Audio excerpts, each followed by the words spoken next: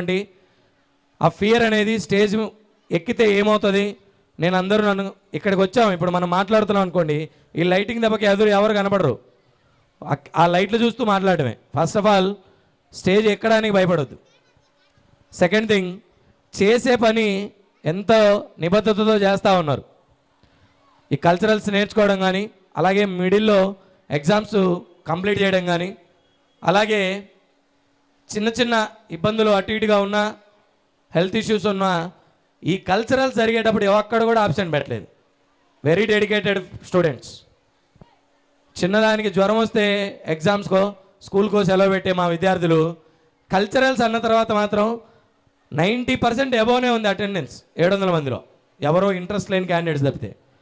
కాబట్టి ఇదే ఉత్సాహం, ఇదే ఎడ్యుకేషన్ పట్ల మీ తల్లిదండ్రులు మీ పట్ల పెట్టుకున్నటువంటి ఆ ఆప్యాయత, వాళ్ళ ఆశల పట్ల ఇప్పుడు తెలియకపోయినా క్లాసులు పెరిగే కొద్దీ, మీకు ఊహ పెరిగే కొద్దీ, మీరు ఆ ఏజ్కి చేరుకున్న తర్వాత కంపల్సరిగా ఆ పేరెంట్స్ ఏవైతే మిమ్మల్ని వాళ్ళని ఏదో ఉద్ధరిస్తారని కాదండి, వాళ్ళ జీవితానికి మీరేదో మెరుపు లేకపోతే దీపాలై వెలుగొందుతారని కాదు, వాళ్ళు పడ్డ చిన్న చిన్న కష్టాలు వాళ్ళలా మీ జీవితం ఉండకుండా సుఖంగా బతకాలని, ఈ పొలాల్లో, ఈ ఎండల్లో, ఈ కరువు ప్రాంతాల్లో ఏదైనా కాలంతో పాటు ఇబ్బంది పడేటువంటి ఈ రైతు వారి జీవితంలో, లేదా కూలి పని చేసుకునేటువంటి మన విద్యార్థుల తల్లిదండ్రుల జీవితాల్లో వాళ్ళు ఎదుర్కొంటున్న సాధక బాధకాలని మీ పట్ల ఉండకూడదు, దీనికన్నా బెటర్ లైఫ్ ఇవ్వాలన్న ఉద్దేశంతో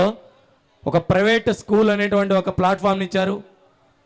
మీకు కావలసినటువంటి సౌకర్యాలన్నీ కూడా గవర్నమెంట్ స్కూల్ వాళ్ళకి అన్నీ ఫ్రీగా దొరుకుతున్నా కూడా అంతకన్నా బెటర్గా కొంత ఏదో జ్ఞానాన్ని ఇక్కడ సంపాదించుకుంటారని, డిసిప్లిన్ ప్లస్ ఎడ్యుకేషన్, అలాగే డెడికేషన్ అన్నీ కూడా ఇక్కడ అలవరుచుకుంటారని, మీ స్కిల్స్ ఏదైనా ఉంటే డెవలప్ అవుతాయని మీ పట్ల నమ్మకం, మా పట్ల ఉన్నటువంటి ఆ నమ్మకంతో మిమ్మల్ని ఇక్కడ జాయిన్ చేశారు.